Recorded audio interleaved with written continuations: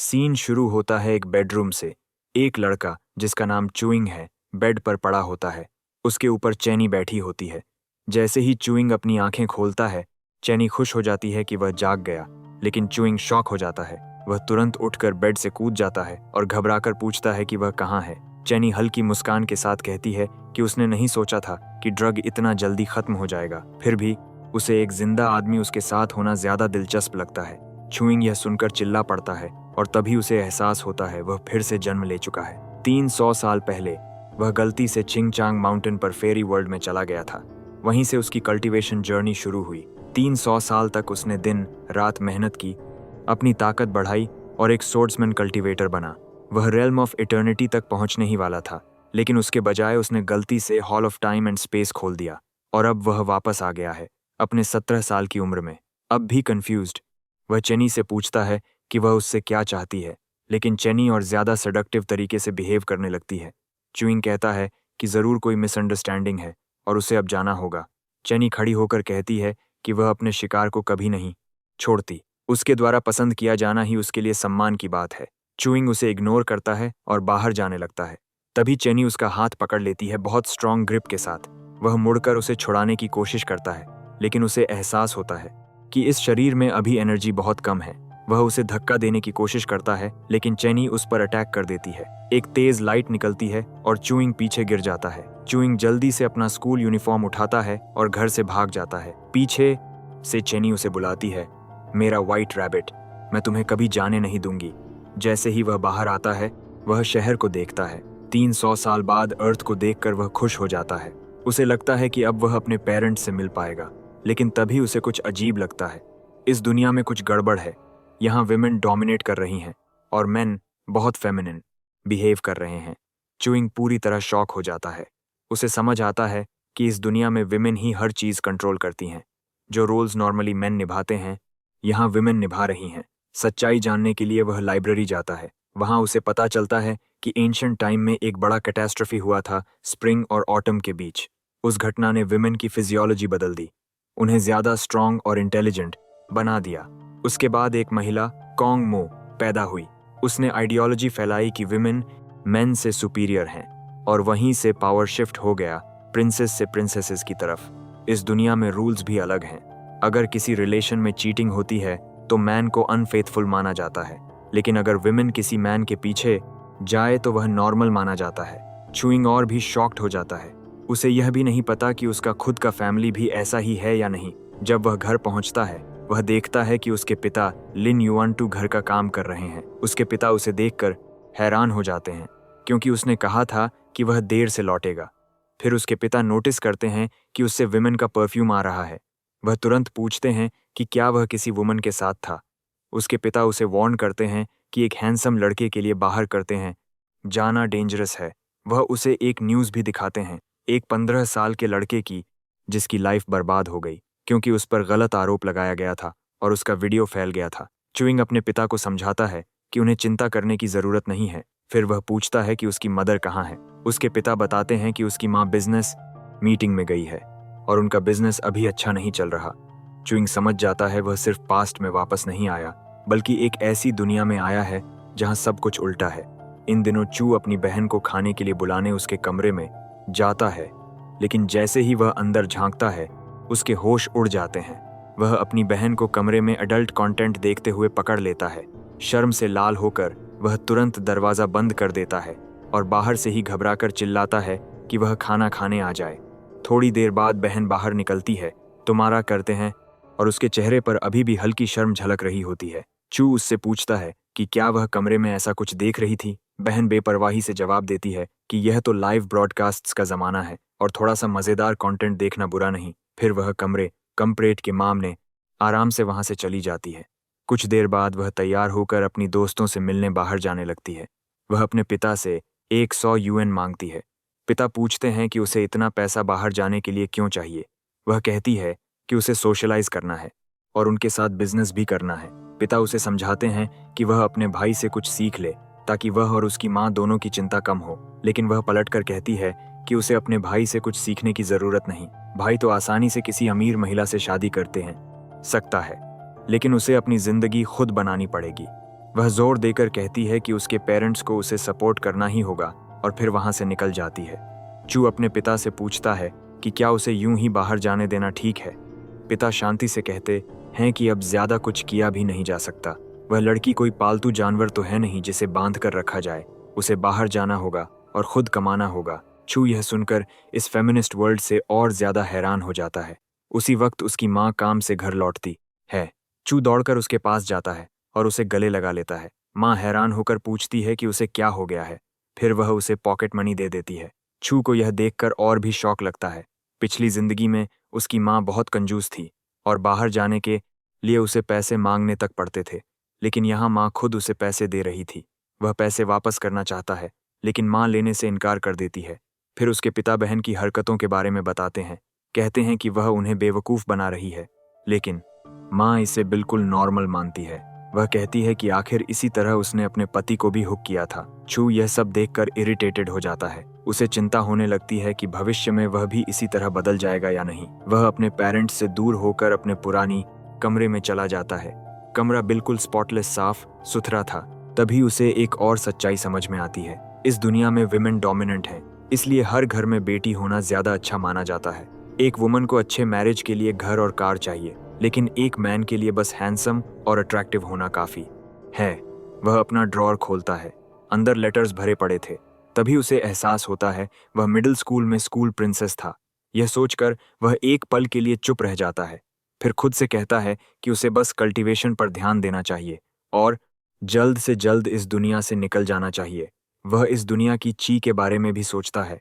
यह इतनी डेंस थी कि इसकी मदद से वह टनल खोलकर अपनी ओरिजिनल वर्ल्ड में लौट सकता था। वह कल्टीवेशन प्रैक्टिस शुरू करता है।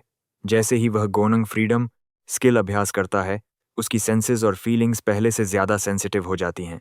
उसके दिमाग में कई बातें एक साथ घूम रही होती हैं। यहाँ से निकलने की चाह, उसकी बहन की चिंता और उसका खोया हुआ ओरिजिनल वर्ल्ड। तभी अचानक उसका फोन बजता है। कॉल उसकी बहन की होती है।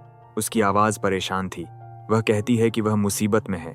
वह घबराकर कहती है कि उसे तुरंत उसके बेड के नीचे रखा ब्लैक बैग लाकर देना और साफ चेतावनी देती है, अपने पेरेंट्स को कुछ मत बताना, पुलिस को भी नहीं। कुछ विमेन उसे बंधक बनाए हुए थीं। अगर वह बैग तुरंत नहीं लाया तो उसे चोट पहुंचेगी। फिर वे उसे हाई स्ट्रीट के क्रेशेंडो बार रूम नंबर 302 पर आने को कहते हैं। कॉल कटते ही छू भागकर उसकी रूम में पहुंचता है। बेड के नीचे वही ब्लैक बैग मिल जाता है। वह उसे झट से उठा लेता है। उसे साफ समझ आ जाता है वह अपने परिवार के साथ कोई खेल नहीं होने देगा। इस बार वह सड़क का रास्ता नहीं लेता। वह अपनी कल्टीवेशन स्किल्स का इस्तेमाल करता है। एक बिल्डिंग से दूसरी बिल्डिंग पर छलांग लगाते हुए वह बेहद तेजी से बार की तरफ बढ़ता है। जब वह रूम 302 में पहुंचता है तो उसकी सिस्टर रो रही होती है और कुछ विमेन उसे घेर कर खड़ी होती हैं। छू बिना एक पल गंवाए बैग को मेज पर फेंक देता है और चिल्लाकर कहता है कि उसकी बहन को छोड़ दो, लेकिन सामने खड़ी वुमन उसकी बहन से ज्यादा छू में दिलचस्पी दिखाती है। वह उसकी उम्र पूछती है। छू सवाल को नजरअंदाज कर देता है। उसे यह सब बेकार लगता है। तभी वह वुमन बैग खोलती है और अंदर भरे हुए पैसे देखकर सब दंग रह जाते हैं। वह बैग पूरी तरह नोटों से भरा होता है। छू की सिस्टर हैरान रह जाती है। उसे खुद भी नहीं पता था कि बैग में इतना पैसा है। छू भी चौंक जाता है। यह रकम लगभग 1 मिलियन निकलती है। उसकी सिस्टर तुरंत कहती है कि उसे इस पैसे के बारे में कुछ नहीं पता, उसने बस बैग को थोड़ी देर अपने पास रखने को कहा था। तभी वुमन कहती है कि लिन ने उसके साथ मुसीबत की थी और वही पैसा चुरा लिया था। अब मामला साफ था। पैसा मिल जाने पर वह उसकी सिस्टर को छोड़ देती है, लेकिन वह चू को जाने देने के मूड में नहीं होती। जैसे ही उसकी सिस्टर बाहर जाने लगती है, चू समझ जाता है कि मामला इतना आसान नहीं होगा। वुमन उसे देखकर कहती है कि वह उसे छोटा, क्यूट और इंटरेस्टिंग लग रहा है और वह नहीं चाहती कि वह इतनी जल्दी चला जाए। उसकी सिस्टर तुरंत आगे आ जाती है। वह अपने भाई को बचाने की कोशिश करती है और प्लीडिंग टोन में कहती है कि उसमें उसका भाई शामिल न किया जाए, उसे जाने दिया जाए। लेकिन वह वुमन हंसती है और कहती है कि अगर उसकी सिस्टर चाहती है कि छू बच जाए तो उसे वहीं रुकना होगा और उनके लिए काम करना होगा। मजबूरी में उसकी सिस्टर रुकने को तैयार हो जाती है और छू से कहती है कि वह घर जाए, वह बाद में आ जाएगी। छू इस सजेशन से बेहद ऑफेंडेड हो जाता है। वह सीधे पूछता है कि क्या वह उसे ऐसे ही छोड़कर चला जाए। फिर वह मेज पर पैर रखकर वुमन को घूरता है। वुमन उसे स्मार्ट बनने से मना करती है और धमकी देती है कि वह उसे अपने बेड पर ले जाकर हर तरह से टॉर्चर करेगी। लेकिन चू आगे बढ़ता है और बिना हिचक के उसे इतना जोर से थप्पड़ मारता है कि उसके मुंह से खून निकल आता है। यह देखकर उसकी सिस्टर डर जाती है। अब खुली लड़ाई शुरू हो जाती है। चू समझ जाता है कि यह वुमन बहुत ताकतवर है। उसे यह जानकर और भी अजीब लगता है कि इस दुनिया की वुमेन इतनी स्ट्रांग हैं। वुमन अपने गार्ड्स को आदेश देती है कि उसे दबा दो, लेकिन चू अपनी स्किल्स का इस्तेमाल करते हुए एक तरफ और छलांग लगाता है।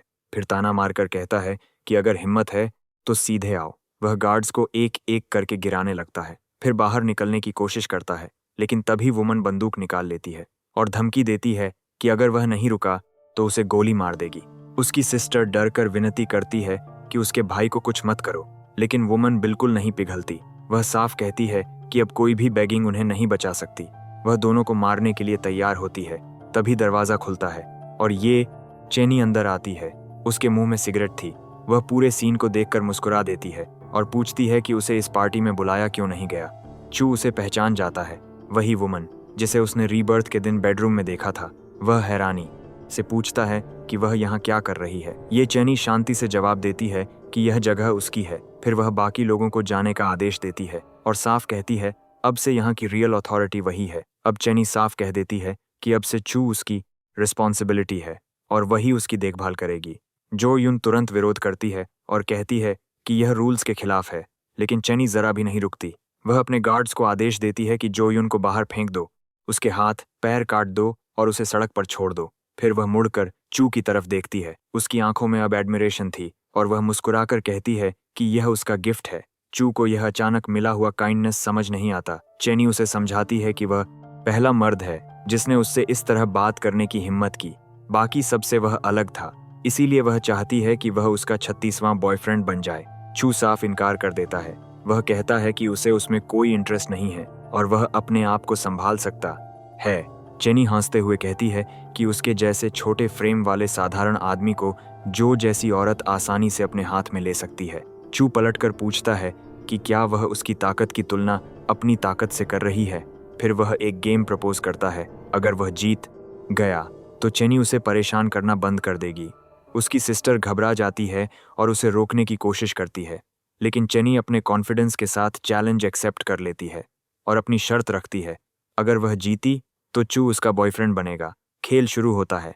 बार देखते ही देखते लोगों से भर जाता है। सब फुसफुसाने लगते हैं कि कोई मर्द किसी औरत को चैलेंज कर रहा है। यह कितना बेवकूफ़ी भरा काम है। लोग कहते हैं कि यहाँ मर्द पानी जैसे हैं और औरतें लोहे जैसी। यही इस दुनिया का नियम था। सबको पता था कि इस दुनिया में औरतें सच में बहुत ताकतवर हैं। वे मर्दों को तुच्छ समझती थीं और चेनी भी यही दिखाना चाहती थी कि ताकत के मामले में उसके और चू के बीच कितना बड़ा फर्क है। लेकिन चू भी हार मानने वाला नहीं था। वह अपनी पावर्स का इस्तेमाल करता है और सबके सामने चेनी को हराकर गेम जीत जाता है। वह जीतकर उसे याद दिलाता है कि वह अपना वादा न भूले। फिर अपनी बहन का हाथ पकड़ता है और वहां से निकल जाता है। पूरा बार सदमे में रह जाता है। किसी को यकीन नहीं होता कि एक मर्द ने एक औरत को हरा दिया। चेनी भी हैरान रह जाती है। वह खुद को थोड़ा इंटिमिडेटेड और थोड़ा इंट्रीग्ड महसूस करती है। उसका गार्ड कहता है कि वह पीछे जाएं और उसे पकड़ें, लेकिन चेनी गुस्से में अपने ही एक गार्ड को थप्पड़ मार देती है और कहती है कि उसने अभी हार नहीं मानी है। वह चू को पुकारती है और फिर कहती है कि यह सुनकर उसे हैरानी हुई, लेकिन उसके जैसे पुरुष औरतों की देखभाल करने के लिए ही बने होते हैं। वह फिर से अपना प्रपोजल दोहराती है। बस उसे हाँ कहना है और वह उसका हस्बैंड बन जाएगा। फिर कोई दूसरी औरत उस पर हाथ नहीं डाल पाएगी। चू यह ऑफर भी ठुकरा देता है। वह पूछता है कैसे हैं वो, क्या ही मान देना था कि किसने कहा कि मर्दों को औरतों से चिपके रहना चाहिए। वह साफ कहता है कि मर्दों के भी हाथ पैर होते हैं, वे अपना रास्ता खुद बना सकते हैं। पूरा क्राउड यह सुनकर हैरान रह जाता है। चेनी फिर समझाने की कोशिश करती है कि प्राचीन समय से ही मर्दों का पीछा औरतें करती आई हैं और औरतें ही इस दुनिया के पिलर्स हैं। उसके अनुसार दुनिया की सारी वर्च्यूज और मास्टरपीसेस औरतों ने ही बनाए हैं। तभी एक दूसरी वुमन भी बोल उठती है। वह कहती है कि लिटरेचर में कुछ मेल हीरोज जरूर हैं, लेकिन असल में समाज में मायने औरतों के ही हैं। चू एक कदम आगे बढ़ता है और शांत लेकिन साफ आवाज में कहता है कि वह बस इतना जानता है, मर्द मेहनत करते हैं, लड़ते हैं, खुद को बेहतर बनाते हैं और उनके प्रयासों का रिवॉर्ड क्यूट लेडीज को मिलता है। इतना कहकर वह बार से बाहर निकल जाता है। चेनी उसे जाते हुए देखती रहती है। अब वह उसके लिए और भी दिलचस्प बन चुका था। वह मन ही मन तय कर लेती है, वह उसे ऐसे ही जाने नहीं देगी। गार्ड ने उसे घर लौटने की सलाह दी, लेकिन उसने साफ मना कर दिया। उसका कहना था कि वह अभी 2 दिन और बाहर ही रहेगी। छू अपनी बहन के साथ घर लौट आता है। बहन उससे कहती है कि जो कुछ हुआ है वह माँ बाप को न बताए, लेकिन छू जिद करता है। उसका कहना था कि उन्हें बताना ही पड़ेगा क्योंकि वे उसकी चिंता कर रहे होंगे। बहन घबरा जाती है और उसे डांटती है। उसे महसूस होता है कि उसका भाई कुछ ज्यादा ही आगे बढ़ रहा है। फिर वह उसकी ताकत देखकर और भी हैरान हो जाती है और पूछती है कि वह भविष्य में चेनी से शादी क्यों नहीं करना चाहता। वह बताती है कि चेनी तो एक बहुत बड़े और महत्वपूर्ण परिवार की बेटी है। अगर वह उससे शादी कर ले तो दोनों को फायदा होगा। छू गुस्से में उसे चुप रहने को कहता है और धमकी देता है कि अगर उसने ज्यादा बात की तो वह उसे वापस उसी बार में छोड़ आएगा। घर पहुंचने के बाद छू फिर से अपनी ट्रेनिंग शुरू कर देता है। वह महसूस करता है कि उसकी वर्तमान शक्ति अभी भी उसकी असली क्षमता से बहुत कम है, इसलिए वह लगातार अभ्यास करता रहता है। तभी उसे अपने कमरे से बहन की आवाज़ सुनाई देती है। वह फिर से कुछ देख रही थी। चू मन ही मन सोचता है कि यह उसकी ओरिजिनल वर्ल्ड वाली बहन से भी गुजरी है। अगले दिन चू स्कूल जाता है। वहाँ उसकी मुलाकात अपने बेस्ट फ्रेंड लिन डोंग से होती है। लिन डोंग उसका हाथ पकड़कर पूछता है कि कल वह कहाँ था और उसने उसके कॉल्स का जवाब क्यों नहीं दिया। लेकिन चू को उसका फेमिनिन व्यवहार अब अजीब लगने लगा था। वह इरिटेट हो जाता है। लिन डोंग उसे बताता है कि सुना है वह कल मुसीबत में था। चू बात टाल देता है। वह कहता है कि अब सब ठीक है, फिर जल्दी से वहां से निकलने का बहाना बनाता है। उसके मन में आता है कि यह लड़का अब पहले जैसा दोस्त नहीं लग रहा। चू क्लासरूम में जाता है। वहां सब अपने अपने काम में लगे होते हैं। वह अपनी सीट पर बैठ जाता है और चिढ़ने लगता है। उसे लगने लगता है कि वह इस दुनिया से निकल जाना चाहता है। तभी क्लास प्रेसिडेंट सोना ओरान उसके पास आती है और पूछती है कि क्या वह ठीक है। छू बहाना बनाकर कहता है कि उसे भूख लगी है क्योंकि उसने ब्रेकफास्ट नहीं किया। ओरिन घबराते हुए उसके साथ खाना खाने की पेशकश करती है, लेकिन उसी समय दूसरी लड़की जेलसी में आकर ओरिन को धक्का देती है और कहती है कि वह दूर रहे। फिर वह छू से पूछती है कि क्या उसने उसका प्रेम पत्र पढ़ा था। चू को यह सब और अनोइंग लगता है। वह उस लड़की को हटाता है, जिससे वह और भी भड़क जाती है। वह मारने के लिए हाथ उठाती है। तभी यू नाम का एक और स्टूडेंट बीच में आ जाता है। वह लड़की को वहां से जाने को कहता है। यू चेनी का भाई था। वह चू से अकेले में बात करना चाहता था। वह चू को क्लासरूम से बाहर ले जाता है और कल चेनी और उसके बीच जो हुआ उसके लिए माफी मांगता है। फिर वह उसे अपनी बहन के साथ एक राइड पर चलने का प्रस्ताव देता है, लेकिन छू तुरंत जवाब देता है कि वह शायद फिर से उसके ड्रिंक में ड्रग मिला देगी और उसे बेडरूम में ले जाएगी। यू यह सुनकर बेहद शर्मिंदा हो जाता है। क्लास खत्म होने के बाद छू सड़क पर चल रहा होता है। तभी चेनी अपनी कार लेकर उसके सामने रुकती है। वह उसे कार में बैठने के लिए कहती है और कहती है कि यह उसके परिवार के लिए है। छू रिलक्टेंटली अंदर बैठ जाता है। चेनी खुश दिखती है। छू उसे चेतावनी देता है कि उसने उसके परिवार से टकराकर बहुत बड़ी गलती की है, लेकिन चेनी शांत रहती है। वह कहती है कि वह उसे धमका नहीं रही। छू उससे साफ साफ पूछता है कि क्या वह धमकी दे रही है या नहीं। वह उसके सामने जाकर कहता है कि उसे धमकी देने के नतीजों को समझना होगा। चेनी बहुत शांति से जवाब देती है। वह कहती है कि वह उसे धमकी नहीं दे रही, बल्कि उसकी सिस्टर और मदर के बिजनेस में मदद करना चाहती है। उनका बिजनेस अभी मुश्किल में है। छू थोड़ा स्केप्टिकल हो जाता है। छू उससे पूछता है कि वह अचानक इतनी सिंपैथेटिक क्यों हो रही है। चेनी जवाब देती है कि चाहे इसे सिंपैथी कहो या कुछ और, उसका इरादा उसे ओपनली परस्यू करने का है। वह कहती है कि वे पहले फ्रेंड्स की तरह शुरू कर सकते हैं और बाद में वह उसके फैमिली बिजनेस में भी मदद करेगी। आखिरकार छू थोड़ा पीछे बैठ जाता है। वह मान जाता है कि वे दोस्त बन सकते हैं, लेकिन साथ ही उसे चेतावनी देता है कि उसे परेशान न करे और गाड़ी तेज चलाए। चेनी उससे पूछती है कि क्या वह मार्शल आर्ट्स प्रैक्टिस करता है। चू जवाब देता है कि नहीं और कहता है कि इस वर्ल्ड में तो मर्द कल्टीवेशन कर भी सकते हैं, लेकिन चेनी को उस पर यकीन नहीं होता। वह कहती है कि उसे शक है कि वह अपनी स्ट्रेंथ छिपा रहा है। उसके मुताबिक वह दूसरे मैन जैसा नहीं है, इसलिए उसने उसके फैमिली के बारे में थोड़ा रिसर्च किया था और उसे ओल्ड मार्शल आर्ट्स से जुड़ा कोई भी लिंक नहीं मिला। उसका मानना था कि चू अपनी एबिलिटीज उससे छिपा रहा है। चू पूरी तरह बैफल्ड हो जाता है। उसे समझ ही नहीं आता कि वह किस बारे में बात कर रही है। तभी अचानक उनकी कार से एक दूसरा व्हीकल टकरा जाता है। एक सीवियर कार एक्सीडेंट हो जाता है। चेनी तुरंत घबरा जाती है। वह चू से पूछती है कि क्या वह ठीक है। चू घायल होने के बावजूद समहाउ खुद को संभाल लेता है और कार से बाहर निकल आता है। चेनी उसे हॉस्पिटल ले जाने की जिद करती है, लेकिन उससे पहले ही वे देखते हैं कि कई फेमिनिन सिलुएट्स उनकी तरफ बढ़ रही हैं। उनके हाथों में वेपन्स थे। चेनी गुस्से में उन पर चिल्लाती है। वह पूछती है कि उन्होंने चू को चोट पहुंचाने की हिम्मत कैसे की। फिर वह खुद आगे बढ़कर फाइट शुरू कर देती है। अपनी स्किल्स का इस्तेमाल करके वह हवा में छलांग लगाती है और उन्हें किक मारती है। एक और वुमन चू की तरफ बढ़ती है। वह कार में से नई थी मारती है। उसे भी कमजोर समझती है, लेकिन चू उसके सामने आते ही उसे एक पंच मार देता है। फिर वह फाइट में शामिल होकर अपनी स्किल्स के साथ उन्हें पीछे ढकेल देता है। चेनी भी उसके साथ लड़ रही होती है। उन वुमेन को यह देखकर शौक लगता है कि चू इतनी अच्छी फाइट कर सकता है। दोनों मिलकर अपने ओपोनेंट्स को हरा देते हैं। चेनी उसकी तारीफ करती है। वह कहती है कि अगर चू वहां न होता तो वह मुश्किल में पड़ जाती। फिर वह उसे डिनर के लिए इनवाइट करती है, लेकिन चू मना कर देता है। वह कहता है कि बाद में कभी चलेंगे, उसे अभी निकलना होगा, वरना उसके फादर को देर हो जाएगी। तभी चेनी का फोन बजता है। वह घबराकर चीख उठती है। चू उससे पूछना चाहता है कि क्या हुआ, लेकिन फिर सोचता है कि यह उसका मामला नहीं है और वह जाने लगता है। लेकिन चेनी रोते हुए उसका हाथ पकड़ लेती है और उसे जाने से मना करती है। वह बताती है कि उसकी मदर को भी वैसी ही चोट लगी है जैसी उन्हें लगी थी। चू यह सुनकर हैरान रह जाता है। उसे समझ नहीं आता कि यह कैसे कोइंसिडेंस हो सकता है कि वह और उसकी मदर दोनों एक ही समय घायल हुए हैं। उसे लगने लगता है कि गिनमन अंडरवर्ल्ड अब हिलने वाला है। चेनी उसे बताती है कि अगर उसकी मदर मर गई तो उसकी आंट उसे फैमिली से बाहर निकाल देगी। चू उसे सांत्वना देता है। वह कहता है कि वह चिंता न करे और उसके साथ रहेगा। वह उसे याद दिलाता है कि अब उसका फैमिली उसी पर डिपेंड करता है। चू की बातों से चेनी बहुत प्रभावित होती है। वह उस पर भरोसा करने लगती है और उसे कसकर गले लगा लेती है। उस रात वे चेनीज मैंशन पहुंचते हैं। उसके गार्ड्स उसे देखकर राहत महसूस करते हैं, लेकिन वे बताते हैं कि सिचुएशन बहुत टेंस है। उसकी आंट ने आदेश दिया है कि चेनी के अलावा कोई भी मैंशन में अंदर नहीं जा सकता। चू पूछता है कि क्या चल रहा है। चेनी समझाती है कि उसकी मदर ने उसे बताया था कि उसकी आंट कई सालों से परिवार में रहते हुए दूसरे लोगों के साथ कंस्पिरेसी कर रही है, लेकिन कॉन्क्रीट प्रूफ न होने के कारण वह कुछ नहीं कर सकी। उसे उम्मीद नहीं थी कि उसकी आंट इतनी जल्दी मूव कर देगी। मेई के ऑर्डर्स को अनदेखा करते हुए चेनी अंदर चल देती है। जब बाकी लोग उसे रोकने की कोशिश करते हैं तो वह चिल्लाकर पूछती है कि वे उसके गेस्ट के साथ ऐसा व्यवहार कैसे कर सकते हैं।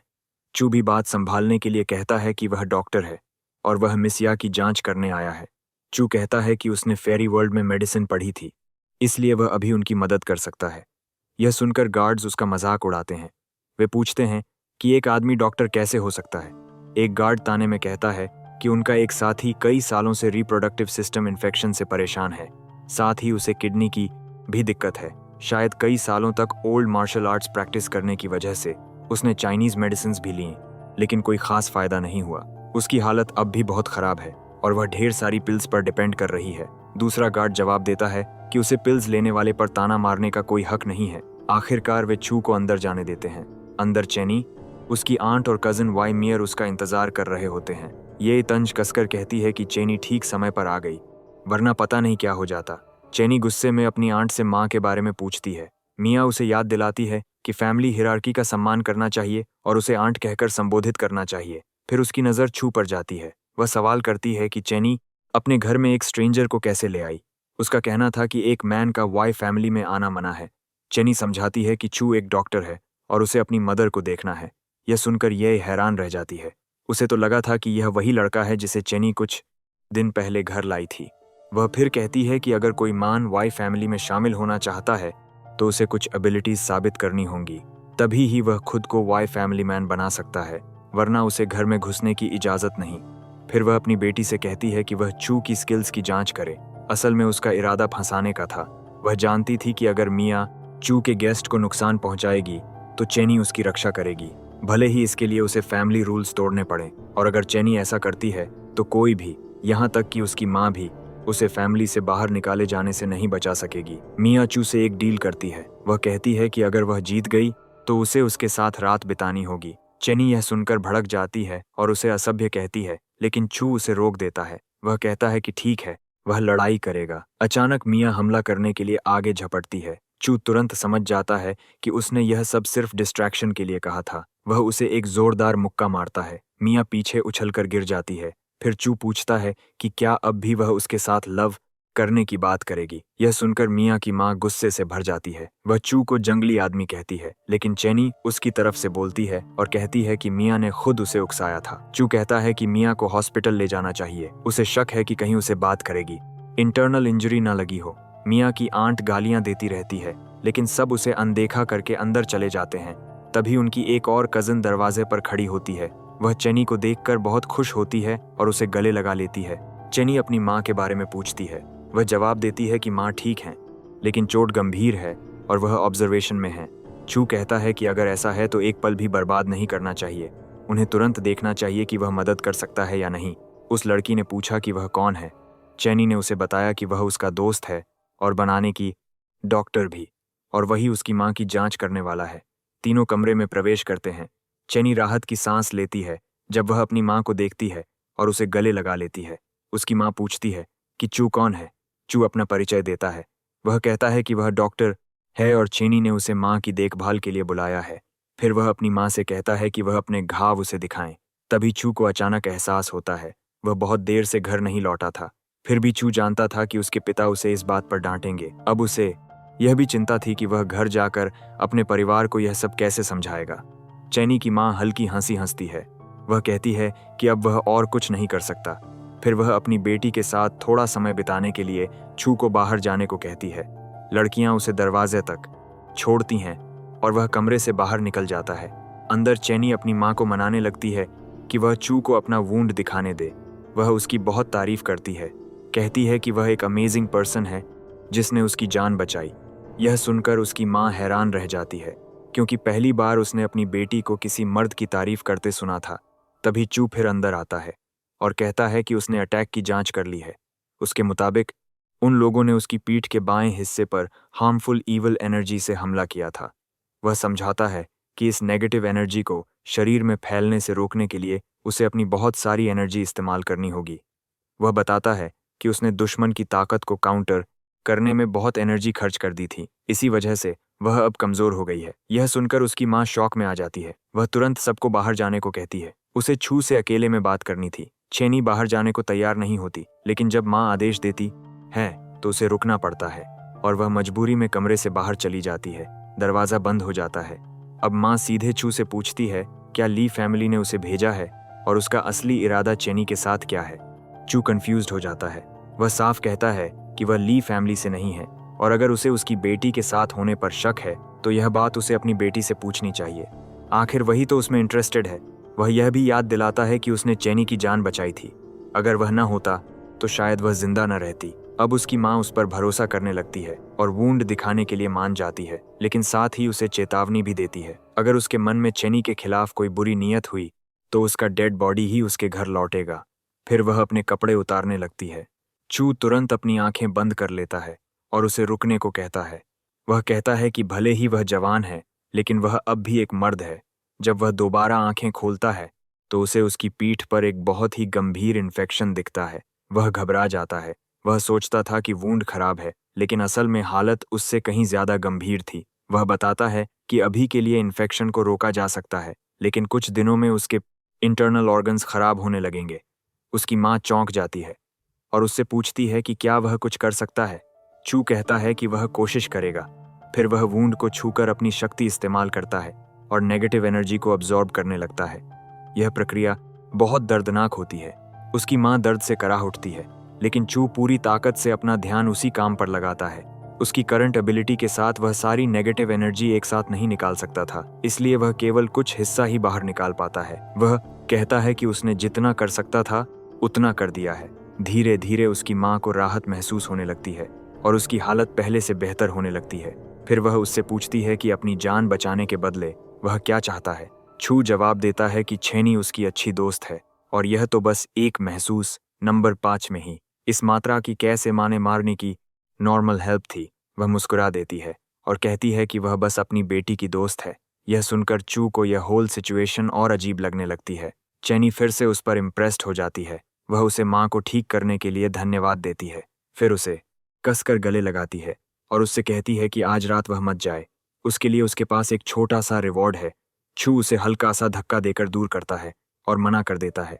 वह कहता है कि अगर उसके पेरेंट्स को पता चल गया कि वह किसी लड़की के साथ रात बिताकर आया है।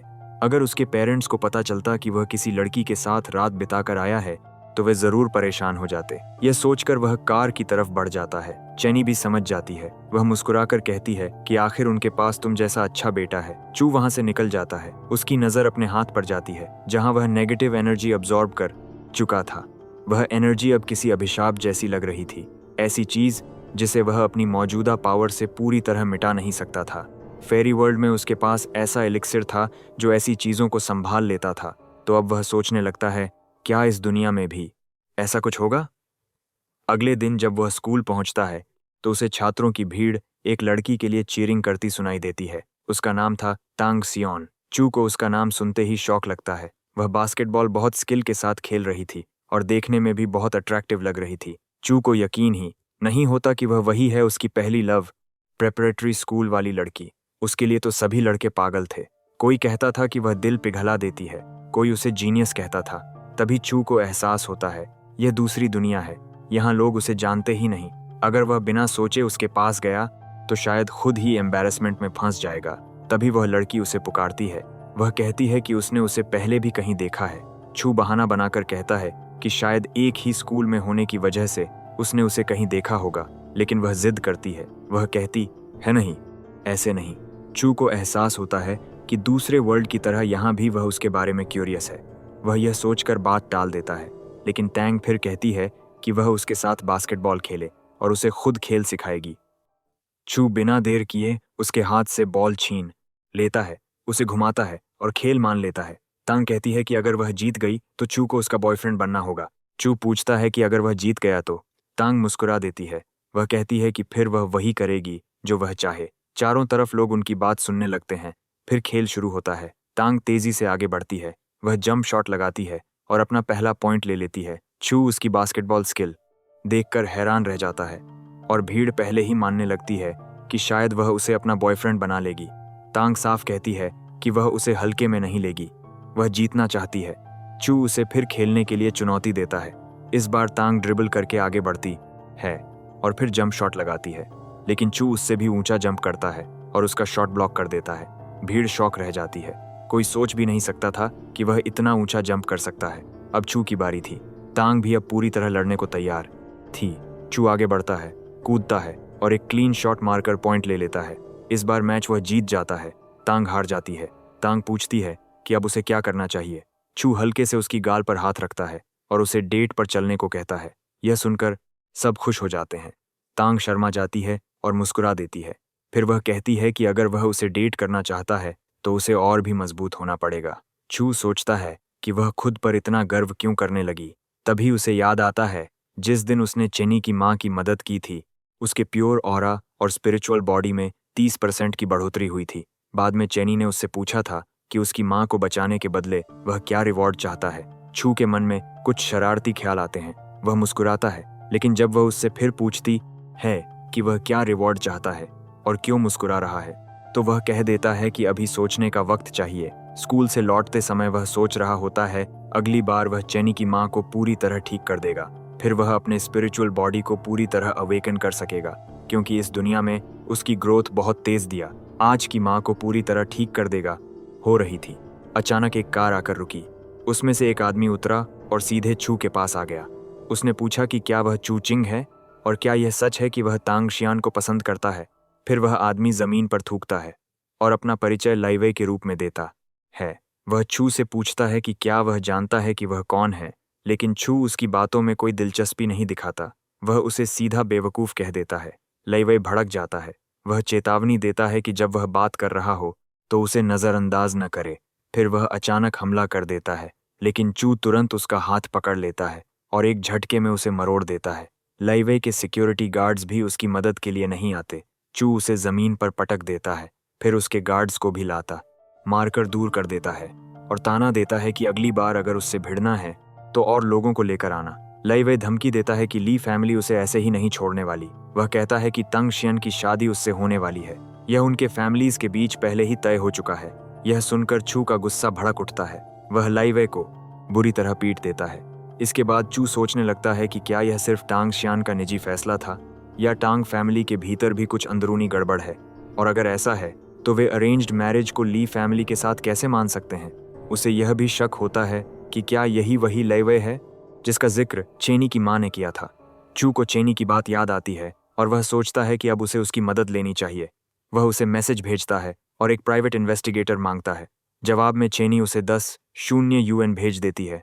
चू पहले हैरान होता है, फिर समझता है कि वह इस पैसे से इन्फॉर्मेशन खरीद सकता है। वह एक ब्रोकर को कॉल करता है और पूछता है कि क्या वह हुआ से बात कर रहा है। उधर से एक लड़की की आवाज़ आती है। वह फ्लर्ट करते हुए पूछती है कि क्या वह डेट करना चाहता है, लेकिन साथ ही चेतावनी देती है कि वह चीप नहीं है।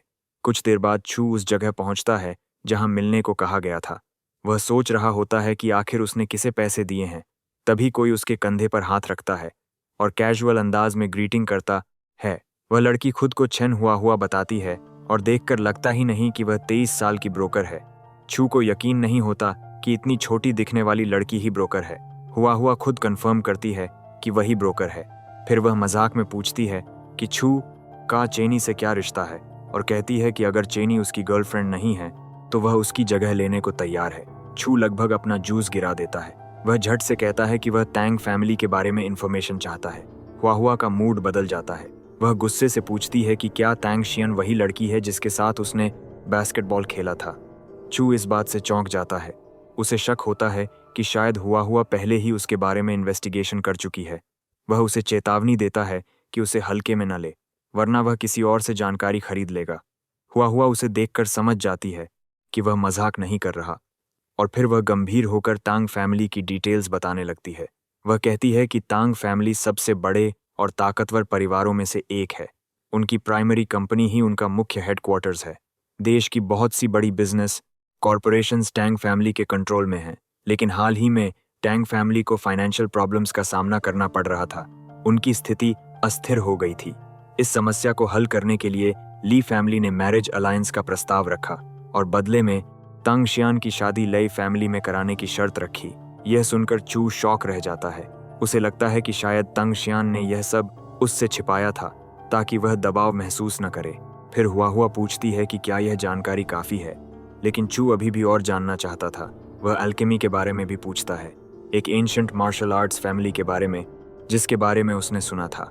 उसे शक था कि शायद वह फैमिली अभी भी इस दुनिया में मौजूद हो। हुआ बताती है कि तांग फैमिली उन पुराने और प्रतिष्ठित फैमिलीज में से एक है जो एलिक्सिर और मेडिसिन्स बनाने में माहिर हैं। यह सुनकर छू और भी उत्सुक हो जाता है। वह उससे कहता है कि जो कुछ भी वह जानती है उसे साफ साफ बता दे, लेकिन हुआ उसे चिढ़ाना शुरू कर देती है। वह उसे क्यूट और यमी लिटिल ब्रदर कहती है। छू तुरंत झुंझला जाता है और उसे ऐसा बोलना बंद करने को कहता है। फिर हुआ अल्केमी के अलग अलग टाइप समझाती है। पहला टाइप कॉमन है। इसमें एक्स्ट्रॉर्डनरी इंटरनल पावर का इस्तेमाल करके एलिक्सिर्स तैयार किए जाते हैं और यही तांग फैमिली की स्पेशलिटी है। दूसरा टाइप बिल्कुल अलग है। उसमें मिस्टीरियस स्पिरिचुअल पावर की ज़रूरत होती है, लेकिन उसके बारे में उसे खुद ज़्यादा जानकारी नहीं थी। चू यह सुनकर हैरान रह जाता है। उसे स्पिरिचुअल पावर की बात बेहद दिलचस्प लगती है। वह उससे पूछता है कि क्या इस दुनिया में उसके जैसे और लोग भी हैं। हुआ मुस्कुराकर जवाब देती है कि उसने उसे अब तक 2 बहुत ही कीमती जानकारियां दी हैं। इन दोनों की कीमत आमतौर पर 1 लाख ऊँ होती, लेकिन चूंकि वह उसे पसंद करती है इसलिए वह 20% डिस्काउंट दे रही है। फिर वह उसके थोड़ा और करीब आकर पूछती है कि क्या उसे कॉन्फिडेंशियल डील्स की इन्फॉर्मेशन चाहिए, जैसे मेडिसिनल इंग्रेडिएंट्स, ट्रेड राउट्स या ऐसी किसी खास चीज़ से जुड़ी जानकारी। चू इस बार सीधे पूछता है।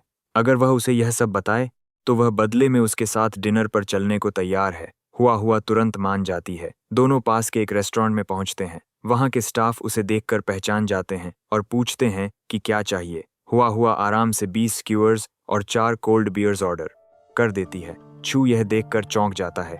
उसे यह बात अजीब लगती है कि इस दुनिया की विमेन भी पोर्क स्क्यूअर्स और बियर पसंद करती हैं। आसपास देखता है तो कई और औरतें भी इसी तरह खाना और ड्रिंक एंजॉय कर रही थीं। उसे साफ महसूस होता है कि यह दुनिया उसकी ओरिजिनल वर्ल्ड से कितनी अलग है।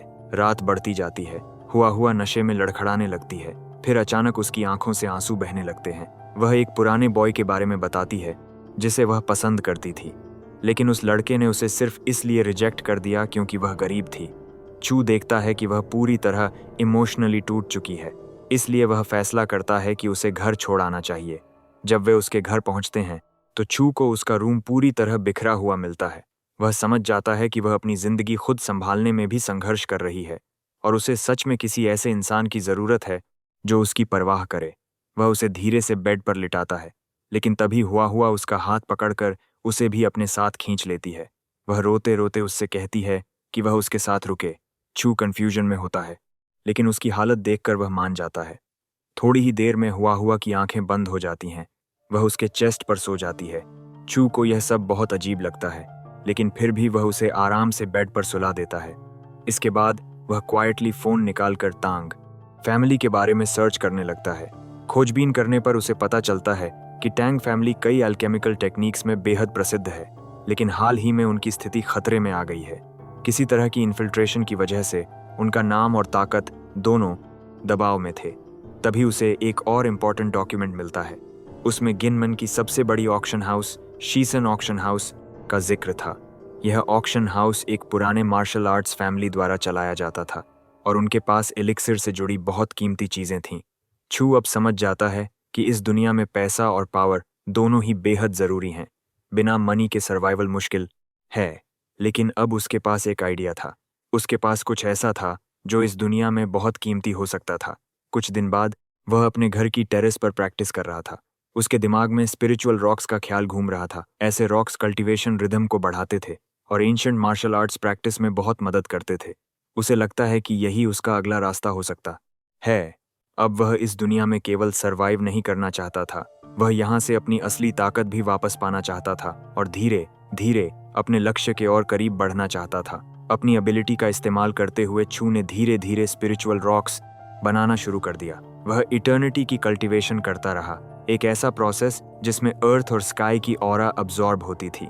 चूंकि इस दुनिया में स्पिरिचुअल रॉक्स मौजूद ही नहीं थे, उसने तय किया कि बाद में इन्हें ऑक्शन में बेच देगा।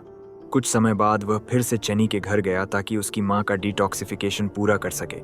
जैसे ही प्रक्रिया खत्म हुई, चेनी की माँ पूरी तरह ठीक हो गई। उसकी सारी ताकत वापस लौट आई। वह दिल से छू का धन्यवाद करती है और कहती है कि भविष्य में अगर उसे कभी मदद चाहिए हो तो बस एक शब्द कहना होगा। वहां से निकलते वक्त छू को एहसास होता है कि डिटॉक्सिफिकेशन पूरा होने के साथ ही उसका स्पिरिचुअल बॉडी पार्शली रिलीज हो गया है। अब उसका असली काम था जितना हो सके उतनी कल्टीवेशन करना, लेकिन उसकी प्रैक्टिस इतनी नॉइजी थी कि उसकी बहन को शक हो गया। वह चिल्लाते हुए उसके कमरे की तरफ दौड़ी कि वह क्या कर रहा है। घबराकर छू ने जल्दी से अपनी सोड छिपाने की कोशिश की, लेकिन असली परेशानी यह थी कि वह उसके कमरे को कोशिश की इस सामने लगभग नेकेड था। शर्म से लाल होकर उसकी बहन ने तुरंत दरवाजा बंद कर दिया और सार्कास्टिक अंदाज में माफी मांगते हुए कहा कि उसने उसकी प्राइवेट एक्टिविटी बीच में इंटरप्ट कर दी। फिर वह बोलती है कि अब से वह उसे ऐसी हालत में कभी डिस्टर्ब नहीं करेगी। जैसे ही वह गई, चू ने जल्दी से कपड़े पहने और अपनी सोड को नेकलेस की तरह गले में डाल लिया। फिर उसने तय किया कि स्पिरिचुअल रॉक बेचने के लिए ऑक्शन हाउस जाना होगा। जब वह शीसन ऑक्शन हाउस पहुंचा, तब देर हो चुकी थी। दरवाजे पर खड़े आदमी ने कहा कि अब वे बंद हो चुके हैं और उसे कल आने को कहा। लेकिन जैसे ही चू ने स्पिरिचुअल रॉक दिखाया, उस आदमी की आंखें फैल गईं। वह सुनहरे पीले पत्थर को देखकर तुरंत खड़ा हो गया और करीब से देखने की मांग करने लगा। जैसे ही उसने उसे एग्जामिन किया, उसे समझ आ गया कि यह कितना शक्तिशाली ऑरा देता है और सबसे बड़ी बात, इसकी कल्टीवेशन बढ़ाने की क्षमता असाधारण थी।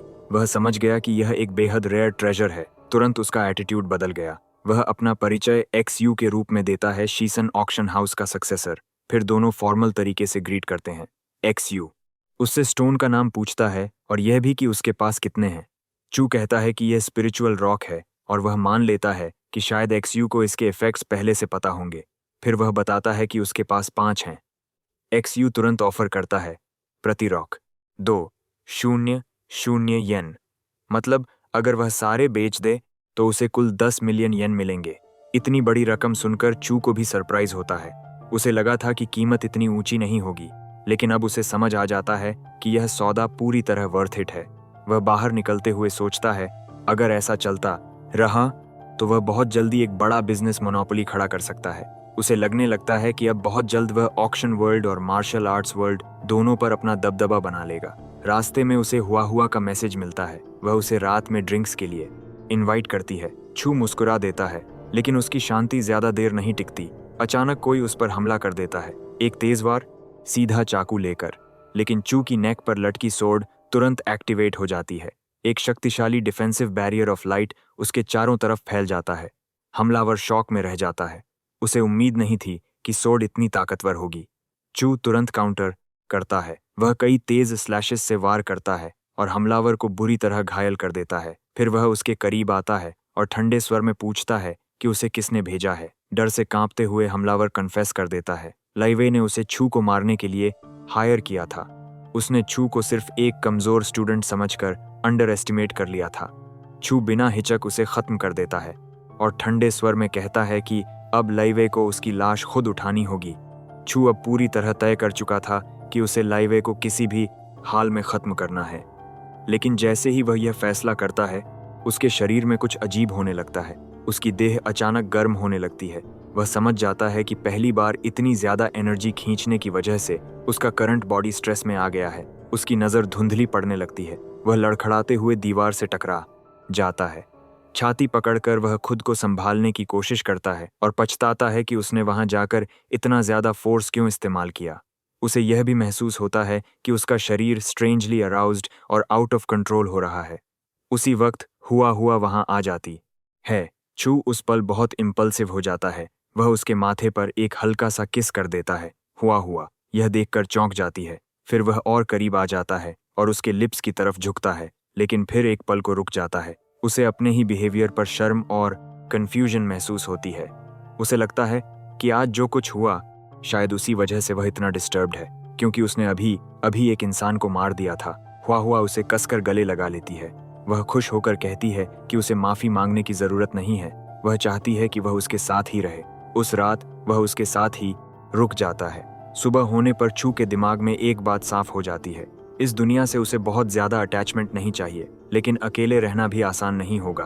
उसके लिए सबसे सही रास्ता यही है, दुनिया पर कब्जा करना। अगले दिन वह स्कूल जाता है। वह अपनी बेंच पर सिर झुकाए बैठा रहता है। तभी तांग शियान क्लासरूम में आती है। वह सीधे उसके पास पहुंचती है और कहती है कि सोना बंद करो, चलो उसके साथ लंच करो। चू को इस दुनिया की विमेन की स्ट्रेट फॉरवर्डनेस अब भी अजीब लगती थी।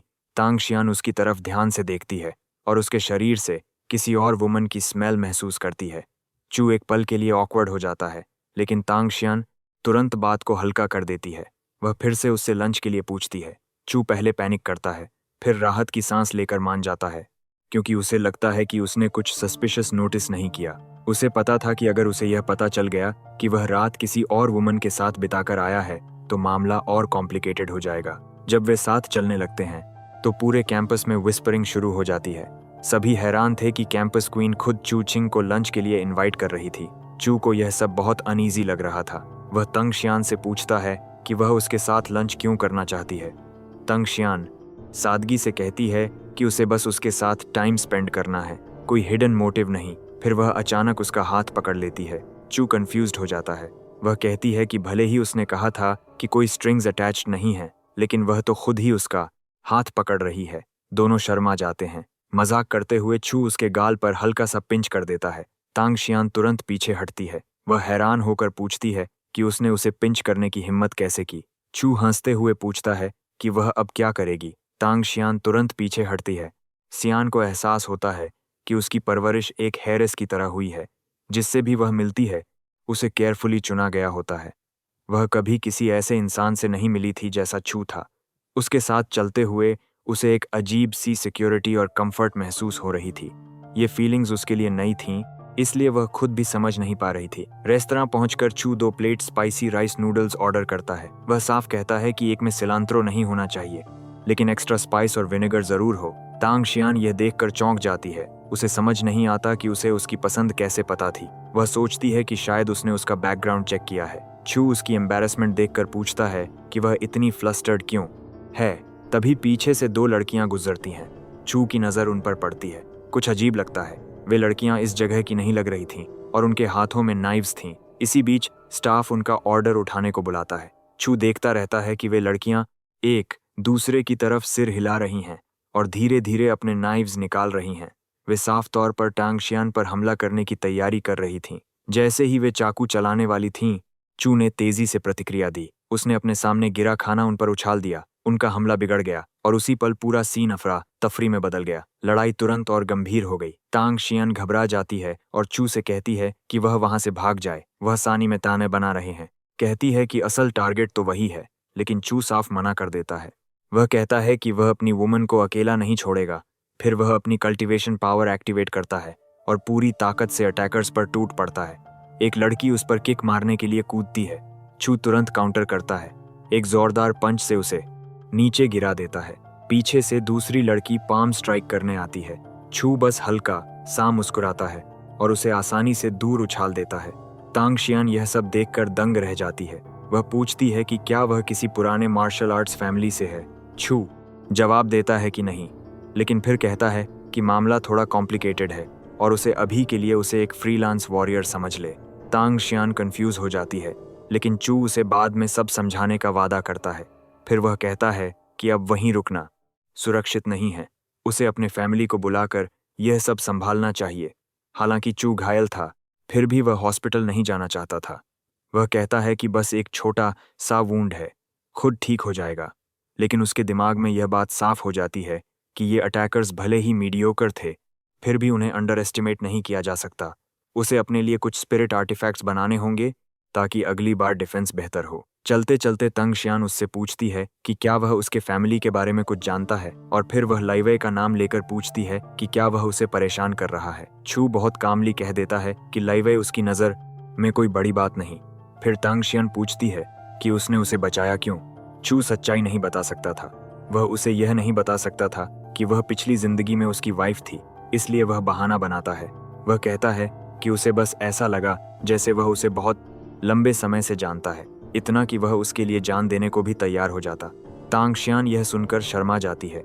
चू आगे कहता है कि यह सुनने में शायद ऐसा लगे कि उसके पीछे कोई हिडन मोटिव है, लेकिन वह चाहता है कि तांग उस पर भरोसा करे। वह कहता है कि वह उसकी फैमिली की मदद करना चाहता है, क्योंकि उसे पता है कि वे मुश्किल में हैं। तांग शियान आखिरकार खुलकर बात करती है। वह बताती है कि तांग फैमिली मेडिसिन्स बनाने के लिए बहुत प्रसिद्ध है। उनके पास दर्जनों फैक्ट्रीज हैं, लेकिन हाल ही में तांग शियान उनकी फैमिली रेसिपी चोरी हो गई और कई मेडिसिनल फैमिलीज ने मिलकर उन पर दबाव बनाना शुरू कर दिया है। वह यह भी कहती है कि वह ली फैमिली में शादी नहीं करना चाहती। उसे अब एहसास हो रहा था कि ली फैमिली सिर्फ या फैमिली को तोड़ना ही नहीं चाहती, बल्कि टांग फैमिली पर भी कब्जा करना चाहती है। चू यह सुनकर बेहद सीधेपन से पूछता है कि क्या उसे लगता है वह उसकी फैमिली की प्रॉब्लम्स हल कर सकता है। वह कहता है कि इसका हल आसान होना चाहिए। तांग फैमिली को बस अपनी मेडिसिन्स के लिए एक नई फॉर्मूला बनानी होगी। तांग शियान स्केप्टिकल हो जाती है। वह कहती है कि उन्हें सिर्फ 10 से ज्यादा फॉर्मूलाज बनाने में 20 साल लगे थे। चू उसे ज्यादा सोचने के लिए कहता है और याद दिलाता है कि 2 दिन बाद एक ऑक्शन होने वाली है। उसके मुताबिक ऑक्शन खत्म होने तक उसकी फैमिली उसे नोटिस करने लगेगी और फिर वे डिटेल में बात कर सकते हैं। तभी अचानक चू के शरीर में एक थंप सा महसूस होता है। वह चौंक जाता है। उसे याद आता है कि उसने चिंता में चेनी पर जो राइकी मार्क लगाया था, शायद वह हटना चाहिए था, लेकिन वह अभी भी महसूस हो रहा था। चू तुरंत तांग को कहता है कि उसके पास एक अर्जेंट काम है, वह अब क्लास में वापस नहीं जा पाएगा। फिर वह लिंगडोंग को मैसेज करके अपनी जगह छुट्टी लेने को कहता है। अब उसकी अगली चाल साफ इतरा की थी। उसे पहले अपनी करंट प्रॉब्लम संभालनी थी, फिर वह तांग फैमिली और ऑक्शन हाउस दोनों पर ध्यान देगा। छू तुरंत हुआ को फोन करता है। वह बताता है कि चेनी के साथ कुछ हो गया है और उससे कहता है कि वह चेनी का फोन ट्रैक करके उसकी लोकेशन भेज दे। इसके बाद वह जियू को कॉल करता है। जियू पूछता है कि क्या उसके लिए फिर से कोई ट्रेजर मिला है। चू कहता है कि नहीं, लेकिन असल में उसे जियू से राइड चाहिए थी। जियू मान जाता है और लोकेशन मांगता है ताकि वह खुद उसे पिकअप कर सके। उधर शिव अपने कस्टमर्स को बहाना बनाकर जल्दी निकल पड़ता है। छू को पिक करने के बाद उसे हुआ से चेनी की लोकेशन मिल जाती है, लेकिन लोकेशन चल रही थी, इसलिए वह शिव को तुरंत उसका पीछा करने को कहता है और दोनों पूरी स्पीड से आगे बढ़ा है। जाते हैं। थोड़ी देर बाद छू को एक वान दिखाई देती है। उसके अंदर चेनी थी। छू तुरंत शिव से कहता है कि वान को रोको। शिव बड़ी कुशलता से कार को मोड़ता है और वान के सामने रोक देता है। धूल और धुआं चारों तरफ फैल जाता है। वान से 2 आदमी बाहर निकलते हैं।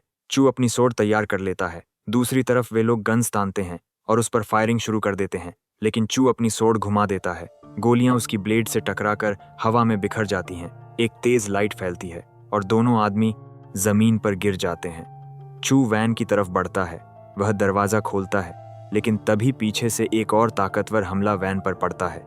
अगले ही पल वैन जोरदार धमाके के साथ उड़ जाती है। चू तुरंत पीछे हट जाता है। वैन आग में घिर जाती है और तभी वह दोहरे वॉरियर्स को देखता है जिन्होंने हमला किया था। उन्हें देखकर उसे समझ आ जाता है इस दुनिया में ऑर्डिनरी लोग ऐसी शक्ति नहीं रखते। संभव था कि इस वर्ल्ड में भी स्पिरिचुअल कल्टीवेटर्स मौजूद हों। उनमें से एक चू से कहता है कि वह अभी जवान है और काफी स्किल्ड भी है और उसे क्वानन सेक्ट में शामिल होने का प्रस्ताव देता है। चू हंस देता है। वह कहता है कि उसने क्वानन सेक्ट का नाम सुना है, लेकिन वे कभी भी उसकी तरह के फेलियर्स नहीं बना पाएंगे। दूसरा कल्टीवेटर गुस्से में चिल्लाता है। वह कहता है कि अपने सीनियर से कहता है कि वह और बहस न करे और सीधे चूचिंग को मार दे। चू ताना मारते हुए कहता है कि उनके स्किल्स बहुत लिमिटेड हैं, उन्हें कुछ और साल ट्रेनिंग करनी चाहिए, फिर उससे लड़ने आए। इससे वे दोनों और भड़क जाते हैं।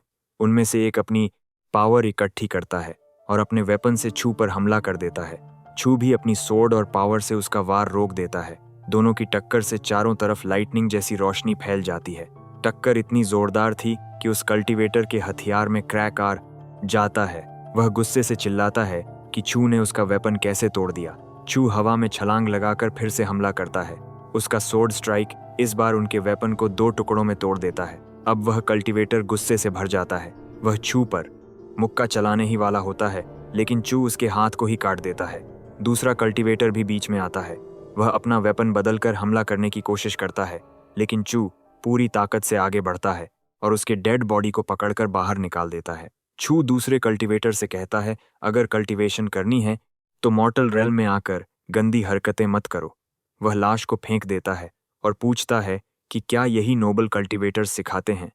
फिर वह दहाड़ते हुए कहता है कि आज वह चू को मार देगा और पूरी ताकत से उसकी तरफ झपटता है, लेकिन चू पहले से उसके पीछे पहुंच चुका होता है। वह अपनी सोर्ड उसके शरीर में घोंप देता है। वह कल्टीवेटर कुछ कहने की कोशिश करता है, कुछ अधूरा सा, शायद अपनी सिस्टर का नाम लेकर, लेकिन सेंटेंस पूरा नहीं कर पाता और वहीं गिर जाता है। इसके बाद चू तुरंत वान की तरफ जाता है। अंदर छिनी बेहोश पड़ी होती है। वह उसके चेहरे पर धीरे से थपकी देता है ताकि वह जाग जाए। छिनी आंखें खोलते ही पूछती है कि वह यहाँ क्या कर रहा है। वह यह भी कहती है कि वह खुद भी उन 2 सीनियर कल्टीवेटर्स पर कोई हिट नहीं लगा पाई। चू उसे हल्के से गले लगा लेता है और भरोसा दिलाता है कि अब सब ठीक है।